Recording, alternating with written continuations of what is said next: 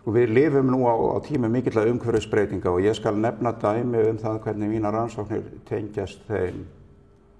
Og þar á ég við hlýnun jarðar og áður en ég fer að tala nákvæmlega hvað ég að vinna við, þá vil ég nú bara minna á það að þessi hlýnun af manna völdum vegna aukinnar mengunar, þá hlýnar á jörðinni. Og þetta engin ágreiningur núna meðal vísindamanna.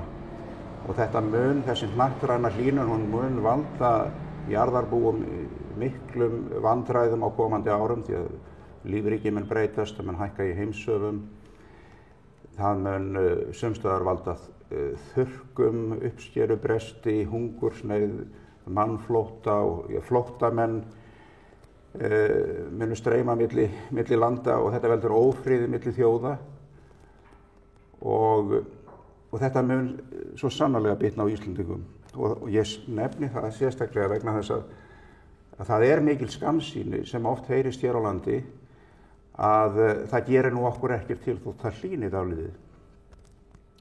Því það nefnilega engin eyland á jörðinni lengur þannig að þetta snertir alla jarðarbúa og við skiptum líka hugleiða það að allar breytingar í hafstraumum sem gætu orðið vegna þessara loftslagsbreytinga munu hafa gífurlega áhrif hér á landi. Menn trúa því ekki að golfstraumurinn hverfi en að hann veikist talið mjög líklegt og það jú vegna hlýinda frá honum sem við erum hér á þessu norðlægu slóðum.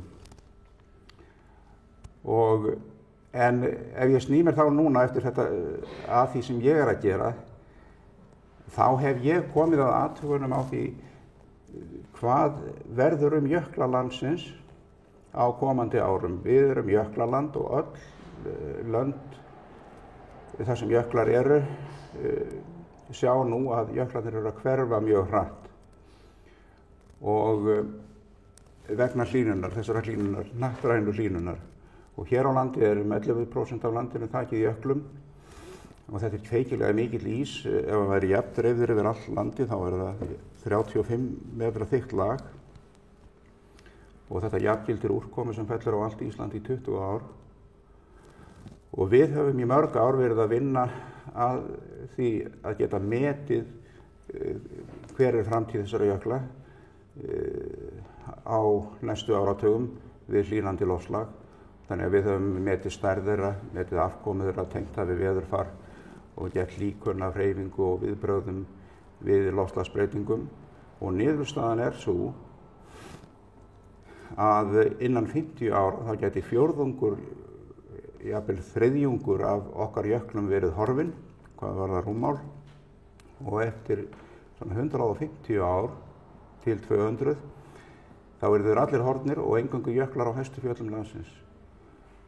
Og það sem myndi þá gerast það að á næstu 50 árum þá vex mjög hratt rennsli í jökulárunum, síðan fellur það niður aftur og eftir 100 ár þá það komið niður í núverandi stöðu og eftir það fer það mjög hratt niður og þegar jöklarnir eru horfnir þá höfum við ekki lengur þennan forða sem hefur safnast hér í jökla á öldum saman og það sem rennur í ánum hérna verður eingöngu úrkoma sem fellur á hverjum tíma.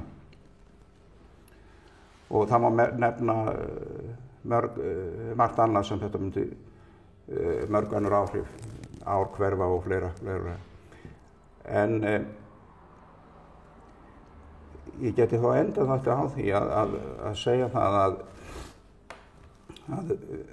við höfum það hefur komist á samstarf milli íslenskra jöklafræðinga það að beita þessum sömu aðferðum til þess að kanna framtíð jökla í Himalajafjöllunum. Og þar þriðja stærsta jöklasvæði í heimi, það stærsta utan heimskautasvæðanna. Og þar telja menn, eða margir að jöklar geti horfið á svona 30 til 70 árum, en það þarf frekari rannsóknir til þess að kanna nánar, til þess að átta sig nánar á þessu. Og þetta hefði geysilega mikil áhrif á búsetu 700 milljón manna bara í Indlandi, því að frá Himalajafjöllunum falla stærstu árnar Ganges, Brahmaputra og Indus og svo eru aðrar ár sem falla þarna Gulafljótið og fleira þarna Mekong og fleiri þarna enn austar. Þannig að þetta getur verið milljarður manna sem að verður fyrir barðinu á því þegar að jöklarnir hverfa. Og öll innlandssléttan mun finna fyrir þessu því að þegar að jöklarnir eru horfnir þá verður ekkert vatn lengur í þurrkatíð fyrir áveitur. Núna hafa menn sem sagt, það rignir þetta 2 ára á ári,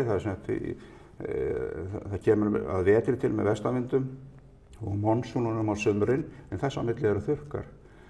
Og þá hafa jöklarnir veitt vatn, þeir hafa bráðnað og veitt vatn niður á láglendið. Og þegar það er horfið, þá sem sagt, verður ekkert vatn í þurrkatíð og árnar þorna. Og þetta mun hafa gífurlega áhrif á áveitur, á fæðuframleiðslu og allt skipulag byggðar og heilsugæslu á þessum svæðum og mikil félagsleg og efnahagsleg áhrif. Og þannig er þetta dæmi það hvernig við sem sagt, tengjumst þá, erum að hefja samstarf við þá þetta. Þetta er nú kannski það sem ég ætlaði bara að segja. Þetta er ekki nóg. Þetta er ásamlega. Það er bara, ég var að spá hvort þú vildi bæta ykkur við.